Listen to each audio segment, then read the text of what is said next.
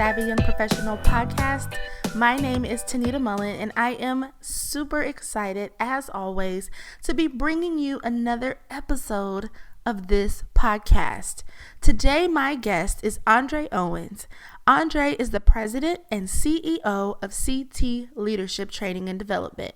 He is a certified master trainer and a qualified facilitator with over 23 years of background experience in leadership management, effective communication, and organizational team development. Today, Andre and myself are going to get into the nitty-gritty on how you can step your game up in your management and your leadership skills. Everyone at some point is going to have to lead a team or an organization, and you, my friend, are no different. So make sure you stay tuned to get some of the really great tips that Andre gave us today.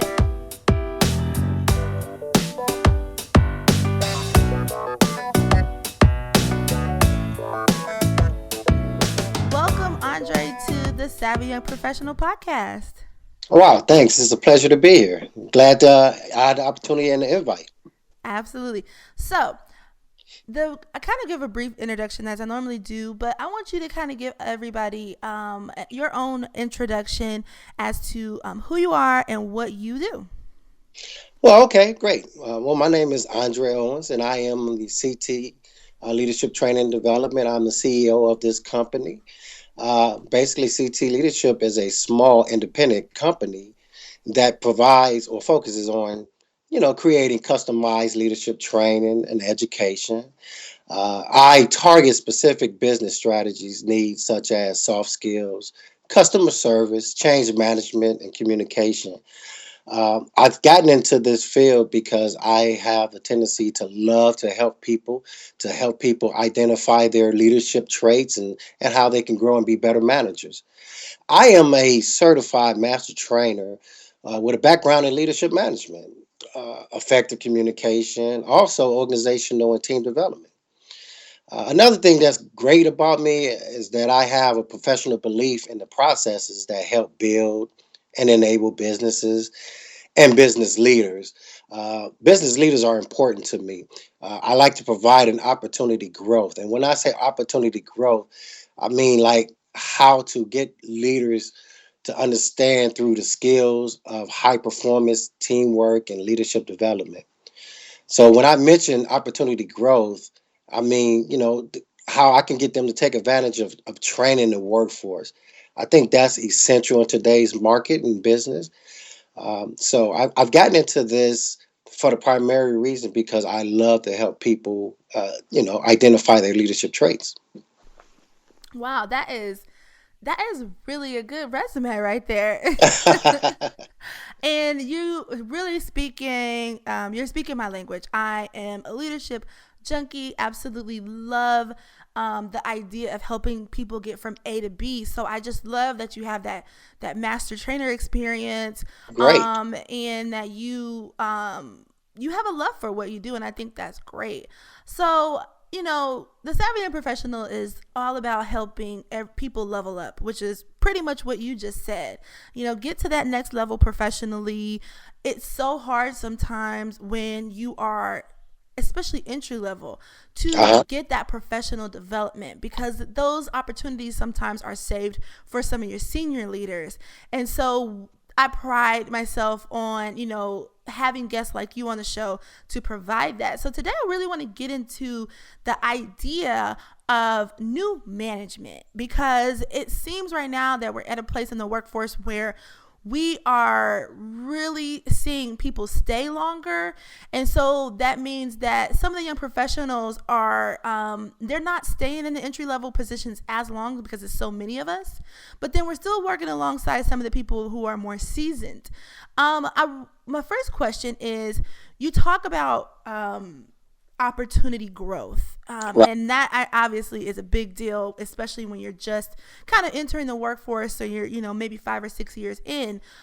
What is it that you think young professionals need to focus on when they get their first, what they call a grown-up job, or maybe even before then? How do we start to plant the seed of getting to that senior level position? Well, first off, let me just say I've always believed in the concept that a better trained employee or leader is 1,000% benefit for the employer or the company that they represent. I think it's important that we pay more attention to the people side of business. So when new people come in and they start these jobs, most companies focus their energy on the grip of the business. And when I say the grip of the business, I mean they focus on ways to increase revenue.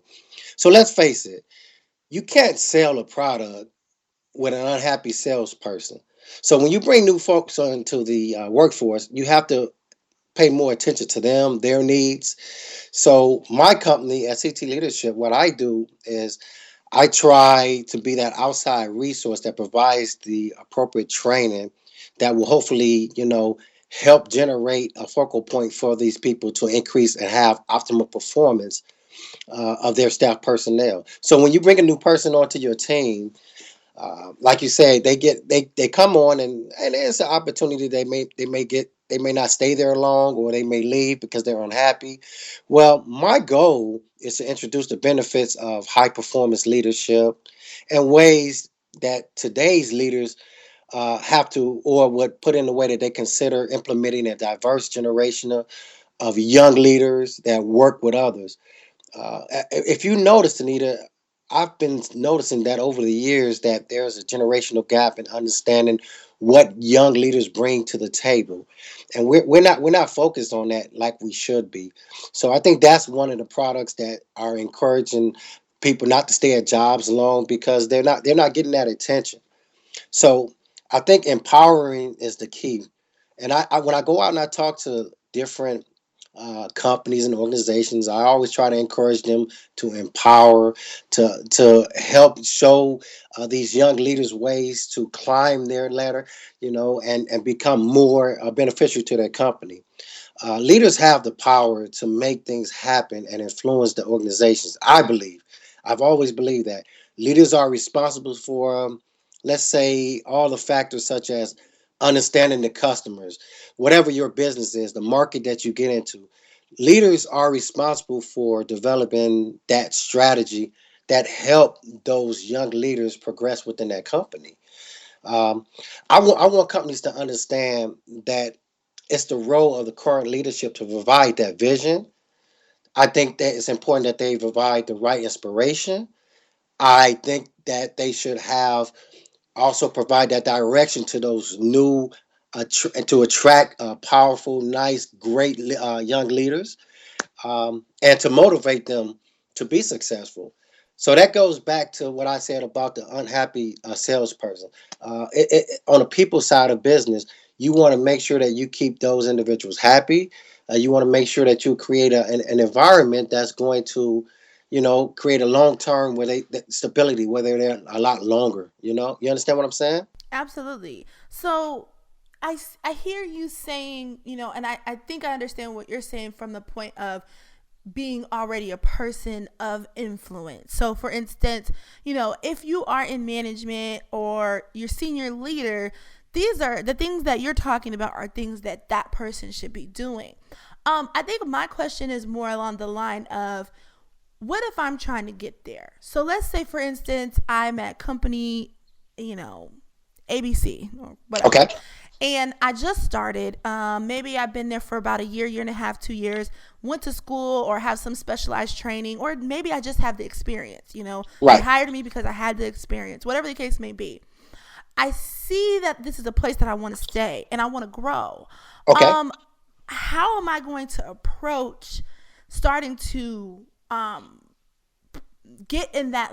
How am I going to approach starting to get to the place where I can be the influence and I can be the management and I can be the senior leader when I'm just starting out? Well, let me just say this. I think what you first thing you need to do is basically define your vision. If you plan to be within that company for the long haul, it's important that you understand how to define your vision. So you may want to answer a few questions. Like, for example, if you're going to be in that company, you may want to ask yourself, well, what is your role in that organization? How important is your role in that organization? Another thing you may want to ask yourself is what qualities and skills do you bring to that organization? Is it soft skills, communication. What leadership attributes do you portray on a daily basis that they're looking for? Another good question you may want to ask yourself, because this is all, now remember, this is all part of defining your vision, because you, from a standpoint, you're looking at yourself in a management or a leadership role somewhere down the line and stand with this company. So once you determine on what your role is in this organization, you want to ask yourself, how can you contribute that role to what your company vision is? Does that make sense? Yeah, it absolutely makes sense. So I hear you saying, when you're in the beginning stages, you really need to do a lot of reflection. This is a time for you to think really hard and pay attention to where you see yourself within the company first and foremost before you make any other step. Yeah, exactly. So you want to ask yourself, if there was an opportunity, what would you change in order to facilitate the accomplishment to that vision? So, as a person that wants to be in that company, again, the primary thing is to define your role in that organization. What qualities and skills do you bring to that organization? And do you believe that this will make the organization an outstanding place to work? Because you have to like where you're going to work. And you have to, like, those reflections are important. It's critical that you understand that your vision and what you bring to the table kind of correlate with each other. Exactly. I'm a firm believer of that, and I agree with you 100%. I think it's always good to, what I like to call, take a career audit. That's something Right. that I encourage people to do all the time. And sometimes when you're in an organization where you already want to be, taking that career audit just is basically more of a job audit, because you're just being specific to where you are. So let's say I'm there. I've done that. I'm Okay. thinking, this is what I'm bringing to the table. I'm a great leader. I have great organizational skills. I am, fast learner. Works well with budget. Whatever it is that I think I'm bringing to the table. I find a lot of times that when you have the generation mix, and it's not all the time. Okay. Sometimes you have it to where you have the very experienced. So you're talking about 10 to 20 years mixed in with your 3 to 6 year employees. You know what I mean? That kind of range. How Right. does a person make that jump? And to get to the level to where they can start on their journey of, the more senior leadership. So I know I want to be here. I know I have something to bring to the table.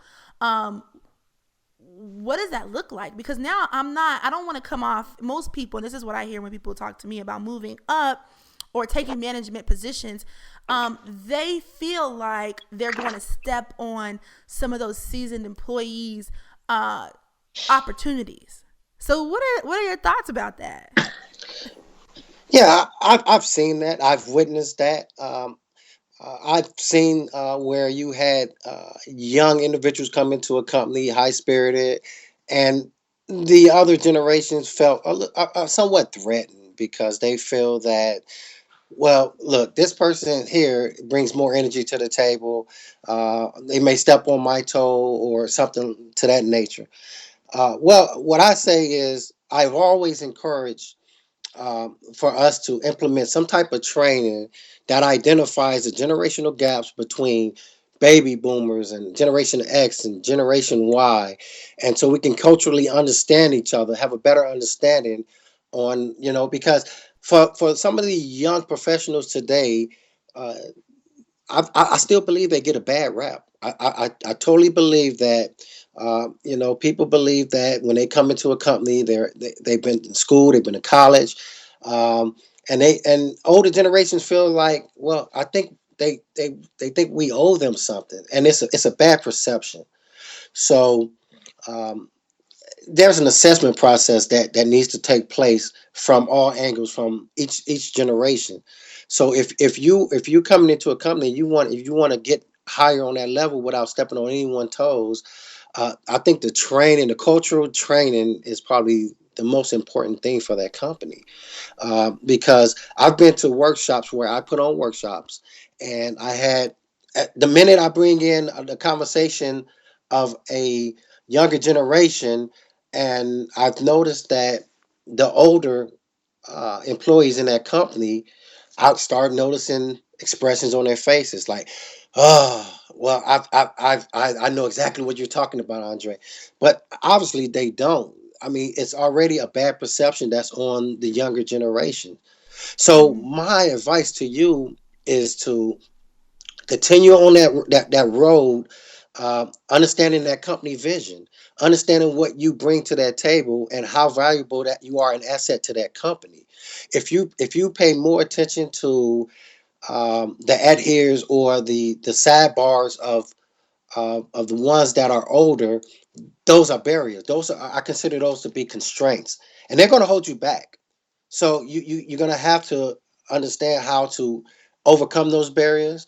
Focus on that company. Focus on again what you bring to the table, and apply that principle all the time. I agree with that. And I what I really like about what you're saying is it kind of flips the responsibility back on the person It who's does. looking to get into that management position. It's like, okay, so we could sit here and we could think about all the reasons why you can't do it, or you can just focus on your strengths, getting your making your strengths stronger, and just bringing your A game every single day. Now, a lot of people will say, well, I work hard. I come in early, I stay late, and I'm still not getting that recognition. Talk to me a little bit about developing those skills outside of the workplace if you don't have the opportunity to do it inside of the workplace. Okay, great. Yeah. Well, I mean, again, it's personal preference also, and it's work ethic. Again, I'm going to keep leading back to the company vision, because when you get into a career and you chose to go down that road or within that career field, uh, it's already going to be a challenge within the workplace and outside of the workplace. So you have to take an additional ride, so to say, and kind of enhance your personal development skills, um, by talking to family members, talking to friends that are in that same career field, and some of the challenges that they faced when they first entered that career field. So when you leave that workplace, I had a colleague one time. We worked great at work, but when we got off work and when he returned home, he um, he wanted to just leave it. He wanted to leave work at work. He didn't want to involve anything with work. He just wanted to just go home, relax. But we had certain criteria at work that were real important, and so I didn't want to call this guy after hours or anything like that, but I did anyway, because I think it was important that we got this project done. So I had to get this guy to actually still work after hours, which was a challenge. He was an older guy and I was a younger guy, and he looked at me as if, "Hey, look, listen, Andre, you need to slow down. You're moving a little too fast. It's not that important." And he kind of made me feel like, well, am I even wanted here? I mean, listen, man, we have an opportunity to make this project work and make it a success, and it's going to take us some time for us to do this after hours. And he wasn't willing to do that. And I started to notice a trend in that across the company. And how do I bring that to the leadership? How do I say, listen, if we want this project done, we're going to have to put in extra hours. We're going to have to commit, and once they saw that vision and how it correlated with the company's vision, um, things got a little bit better, and we started to communicate a lot better. Um, the project, we got the project done in time, and we also got great accolades from the customer. Right. I'm a, I'm a, I'm trying to think of how I want to put this. Okay. Well, I definitely do agree sometimes that you do need, if the project requires, if your job requires, I don't think there's anything wrong with working outside of work. I think that's great. I think that it shows definitely dedication. I would also say that from my experience as well, just to add on to what you're saying, it helps when you aren't getting those projects that are going to put you in a management position or a senior leadership position at work because maybe they're not, the opportunity isn't there, or maybe the senior leadership doesn't, really want to give you more responsibility. I just encourage people to try to do projects outside of their job. Like that maybe you're serving on a committee or volunteering. And when you volunteer, just make sure you're looking for those criteria that meet the criteria that you would need for your job. You know what I'm trying to say? So like, Yes. mixing those opportunities to where if I'm not getting it at work, I can try to find it outside in another source, wherever that be, working on a community project or helping a friend out or something. If you're a graphic designer and you can't get any more design projects, but you want to grow that skill in your portfolio, you're going to take on jobs outside of your work. And so I think if you don't, get that opportunity that you should. So on our journey, we're developing, we're good. We found out where we want to go. We have a Okay. path to get there, and now we're there. We don't really talk a lot about when you finally get into the senior leadership position or the management position, or that kind of higher position. What do you do now? Again, let's reflect back to the company's vision and the company's mission, because that once as you climb the, let's say, the management level within your company, there are certain things that I believe as a leader that you really need to understand and look into, and it's one would be the environment. You need to understand that work environment, the influencing factors, and the technological assumptions within that company. You also need to know and understand that company's strategy. What are the core competencies uh, and the current strategy focus within that company? The vision of that company, is it a shared vision? Core processes. These are things that I introduced to key management personnel. Um, the culture and what results are you looking for when once the company sits down and come out with their strategy? What results are you guys looking for? What is it that you want to accomplish? So as a person that's climbing the manager level within any company, once I believe once you define your vision, you also want to I would like to say assess the trust within that organization. You know, assessment is always a key factor, beneficial factor in anything that you do. So there are other questions you can ask yourself as you climb this ladder of management and the trust with this organization. Um, One thing you can ask yourself is, um, to what extent do you believe? Uh, how can I say this? To what extent do you believe you act and with integrity within this company? What are your core values? As a leader within this company. Um, you know, Mm-hmm. companies once they promote you in these positions, there's a lot of responsibility that's put on you. Again, you may be a younger person that's competing with someone that's 10, 15 years older than you, and they may think they know it all, and they may think whatever you bring to the table is just not suffice. But you can't let that discourage you. Again, those are constraints and barriers that somewhat that hold you back. But understanding that environment, understanding your company strategy, those core processes, and what results that the company is working towards. Those are all systems or elements, I like to call them, that leaders must know and believe in when they're in those positions in these companies. Yes, that is very true.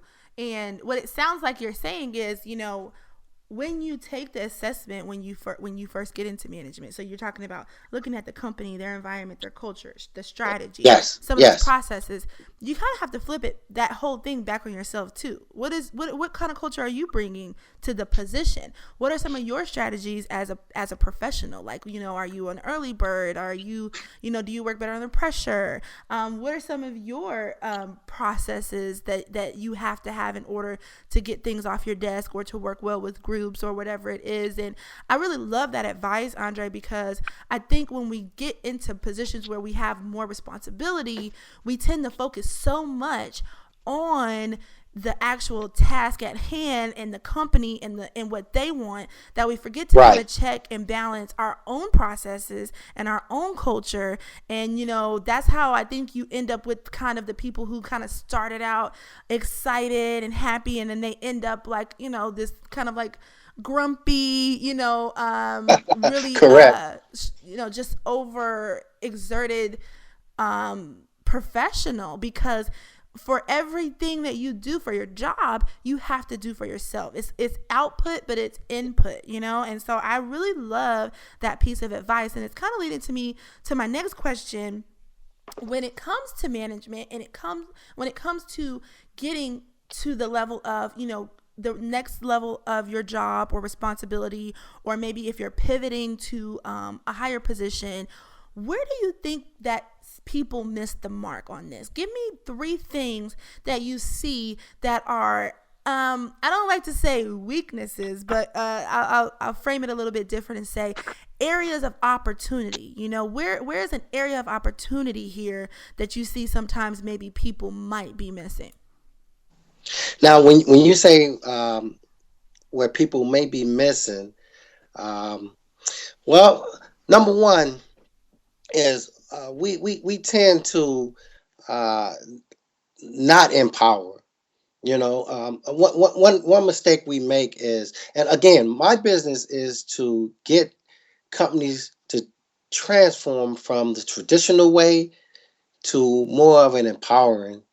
And we sort of missed that. We missed that cue a lot on involving others in our ideas and sharing in a decision making process. Now there are certain levels that we have to tend to when it comes to decision making, but we miss that mark a great deal of the time, and that's involving others in that process. The empowerment process is probably the most critical part in today's business society. If we're not willing to empower others, well, the business can't be as successful as it really can be. We're not going to see that optimal performance of our employees, of our leaders, our team leaders, or our influencers. It's just not going to be there. So, as I said before, I'm a firm believer that a company needs to leverage empowerment for overall success. So, number one, I think that's one of the biggest marks that we miss. So, do you agree with that? I absolutely agree with that. I think it's a combination of well, you know what, Andre? I'll say this. I've seen both sides of that. I've seen people get into management and Uh huh. fresh management, and they rely on the opinions of others too much, because they're coming from a place of someone being their peer. And now they are the manager, and then you have your subordinates who were once your friends. And so I've seen situations where people over involve their staff because they feel like I want you to feel like I'm still one of you.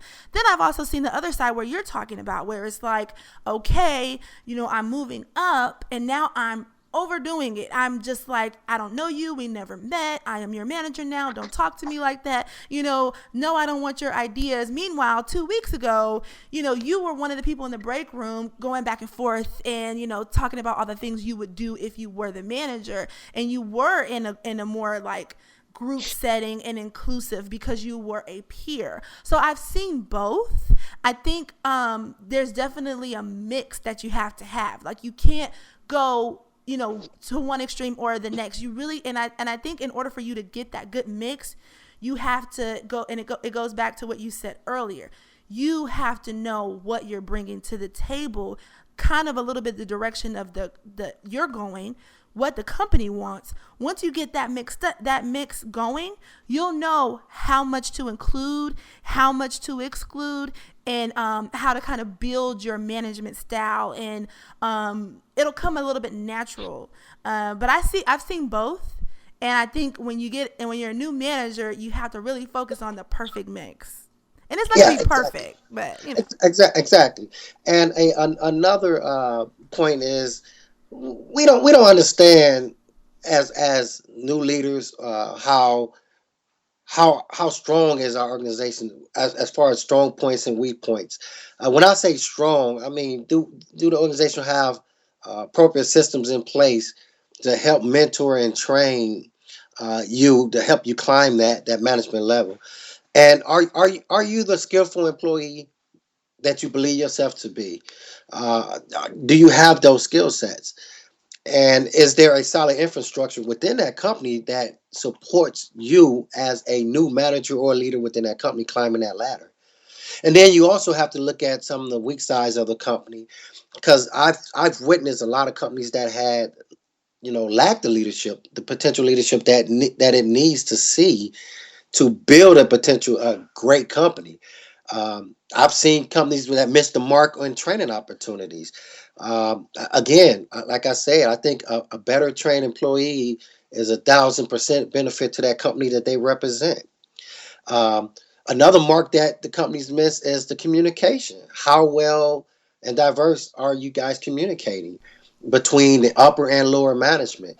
And you made a great example analogy when you said how you meet someone in the break room, and you always had a great conversation. Now that you promoted, they see a different side of you. So how is that communication structure within that company? Mhm. So we have to implement certain things to repair and to identify these I like to call faucets. So we can do it through developing some type of training plan or outline, uh, to work on communication. You can have staff meetings where you guys talk about this and create the dialogue about improving the communication between the upper and lower management and how you deal with those faucets. Yes, absolutely. I, I could, I'm a geek when it comes to these kind of things because I just love, the idea of organizational management and development. And I'm totally agreeing with a lot of the things that you're saying because where I've seen in plenty of places, they're awesome places. The mission is great, but you don't see that structure. And Right. then things change and people are confused because they're like, oh, well, I didn't know. Or, people who maybe have a great talent and they are some of your best talent because there's no structure as far as training, development, moving up, working on different projects to kind of test out and see where your talent lies in the organization, you really miss out on some key talent that you could move up rather than hiring outside of the company because you don't even know that it's like a hidden gem. So I think training is extremely important because not only is it going to better the company, like you said, for everybody, but it also is going to identify some of that hidden talent that may be there that you can go ahead and move up and kind of save those new hire dollars because it's expensive to hire on new people and promote from within. I think these are really good, solid points that you're talking about here tonight, and I'm thinking about the person listening who is taking their career seriously, and they are just like they're ready to move up. Right. So from the standpoint of your experience and just you being at that place and even working for someone or transitioning to entrepreneurship, what is the one thing that you would tell someone who is eager to get into management? The probably one of the most important things from your perspective. Well, first and foremost, um, be prepared. Um, Mm-hmm. if you're going to accept a role in a company or an organization, and it requires such responsibility, be prepared. Um, Also, I think it's important that you put a lot of thought into it. It's not something that you can just jump into overnight and say, "Oh wow, I didn't understand the constraints and how hard this was," because it's going to always be a challenge. I always tell my lower level employees, climbing this ladder is not going to be simple. It's going to always be a challenge, and those challenges are going to be your skill set, your personal development, your work ethic.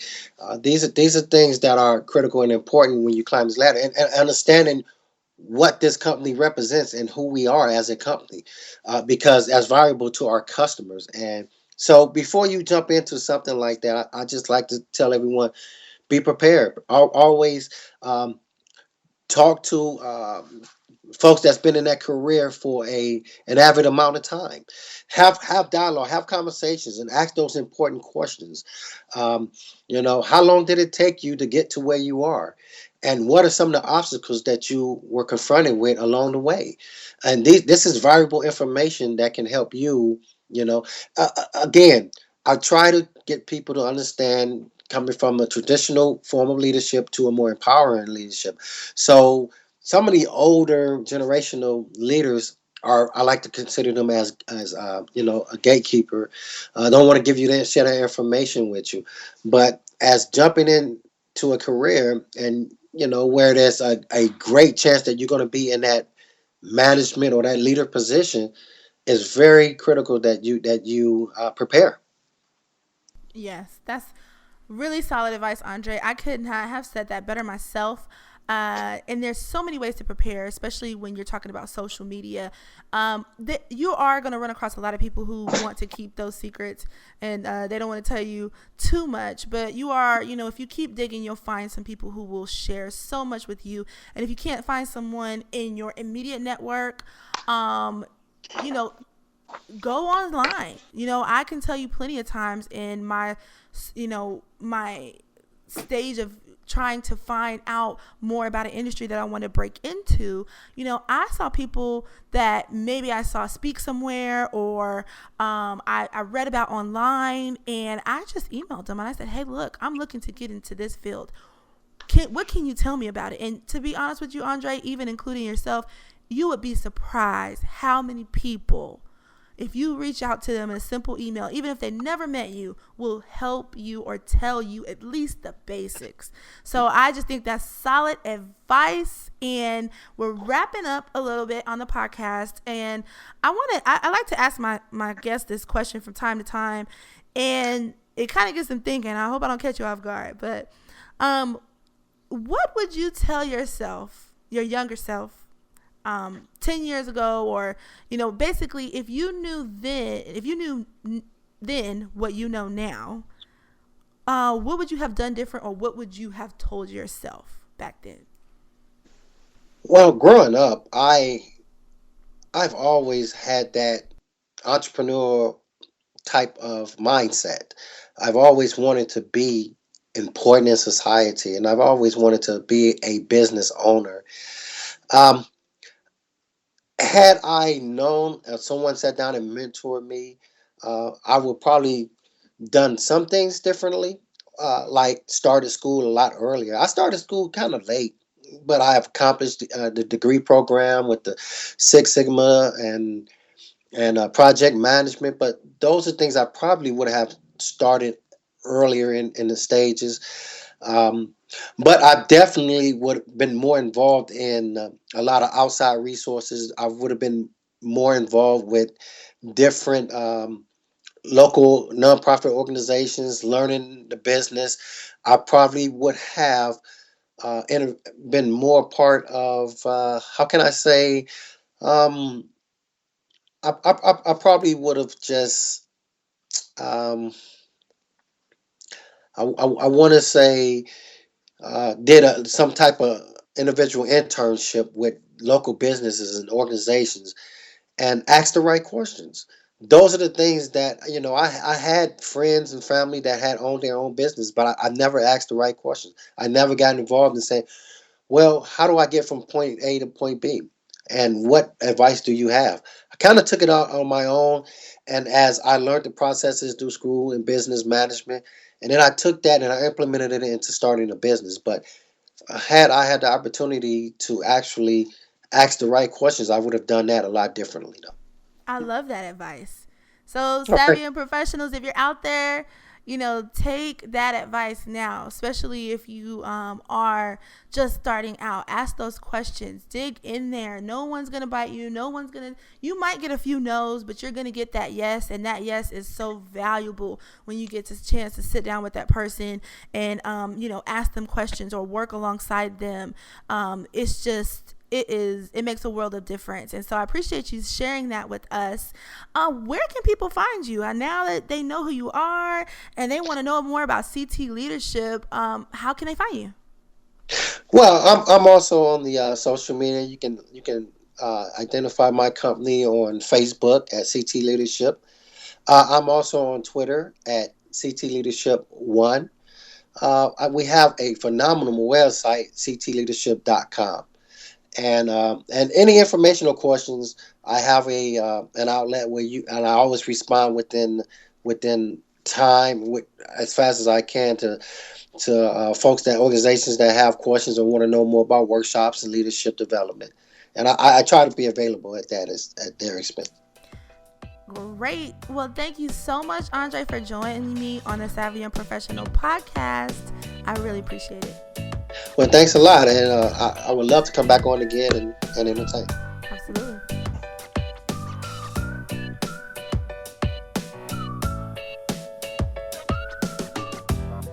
Thank you for listening to another episode of the Savvy Young Professional Podcast. Once again, my name is Tanida Mullen, and if you want to find out any more about Andre, the show notes for this episode, make sure you go to the savvyandprofessional.com/podcast. There you can find all the show notes, all of the links mentioned in this episode. You can also find all the show notes and links from our past episodes. I want you to make sure that you connect with me on Twitter at Tanida Marie and at the Savvy YP. And you know what I'm going to say, guys. Until the next time, keep it savvy, YPs.